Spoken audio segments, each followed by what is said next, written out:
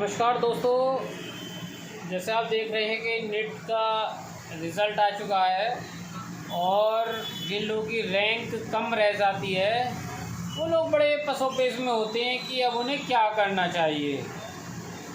हो सकता है कि उनके रैंक के अकॉर्डिंग उनको बीएमएस या बीएचएमएस ही मिले, लेकिन अब बीएमएस बीएचएमएस में भी बड़ा छात्रों को कन्फ्यूज़न हो जाता है कि नीट के जो स्टूडेंट जो इतना मेहनत करते हैं, एमबीबीएस के लिए तैयारी करते हैं और उनके नंबर कम रह जाने की वजह से रैंक कम रह गई है।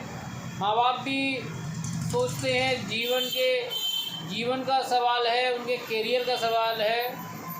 कुछ लोग फिर से तैयारी में लग जाते हैं, कुछ लोग काफ़ी तैयारी करने के बाद थक चुके होते हैं, तो माँ बाप सोचते हैं यार आयुष में ही एडमिशन दिला दें। कि अब कन्फ्यूजन ये होता है कि बीएमएस कराएं या बीएचएमएस कराएं। यहाँ हम थोड़ा सा चर्चा करेंगे छात्रों से कि दोस्तों, अगर आपके नंबर कम आए, रैंक कम है, तो आपको बीएमएस या बीएचएमएस में एक चीज़ का सिलेक्शन करना है। तो दोनों ही पैथी अपने आप में, ये दोनों आयुष की पैथी होती हैं। और देखिए, पढ़ाई कोई भी हो, कभी भी किसी भी कोर्स को कम नहीं आंकना चाहिए कि भाई हम आयुष के डॉक्टर बनेंगे, अब इसमें हम बीएचएमएस होम्योपैथी के डॉक्टर बने या बीएमएस के डॉक्टर बने।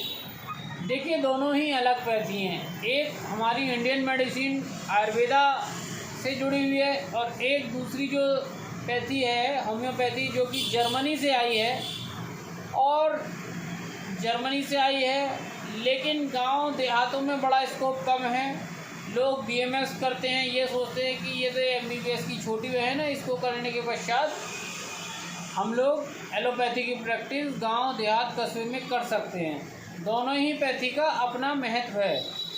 अब दोस्तों, बड़ा कन्फ्यूजन रहता है कि माँ बाप के सामने भी, बच्चों के सामने, कि हमें किस स्ट्रीम में, यानी कि हम बच्चों को एडमिशन बीएमएस में दिलाएं या बीएचएमएस में दिलाएं। देखिए, इसमें आप बच्चे के ऊपर छोड़ दीजिए। आपके आसपास माहौल कैसा है?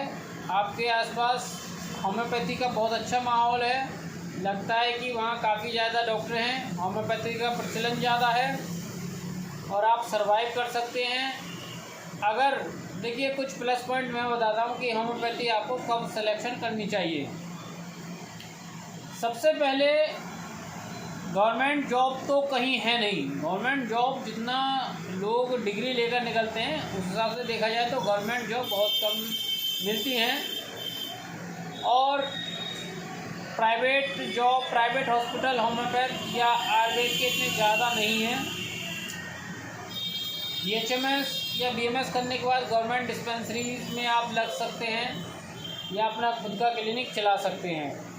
अब अगर दोस्तों आपके पास, खासकर जो होम्योपैथी बीएचएमएस की अगर हम बात करें, सबसे पहले अगर आपके आसपास या आपके परिवार में कोई होम्योपैथ डॉक्टर है तो उनसे बात करनी चाहिए कि हमारा, यानी कि उनकी प्रैक्टिस आप देखिए कि उनकी प्रैक्टिस कैसी चल रही है। बहुत अच्छे नंबर ऑफ़ पेशेंट हैं, यानी कि उस एरिया में होम्योपैथी बहुत पॉपुलर है।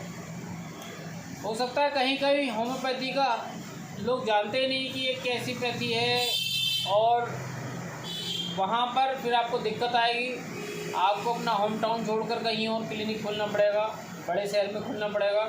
बड़े शहर में क्लिनिक या दूसरी जगह खोलने पर आपको आने जाने का किराया, वहाँ रहने का खर्चा, दुकान का किराया, तो ये सब चीज़ें काफ़ी हो जाती हैं।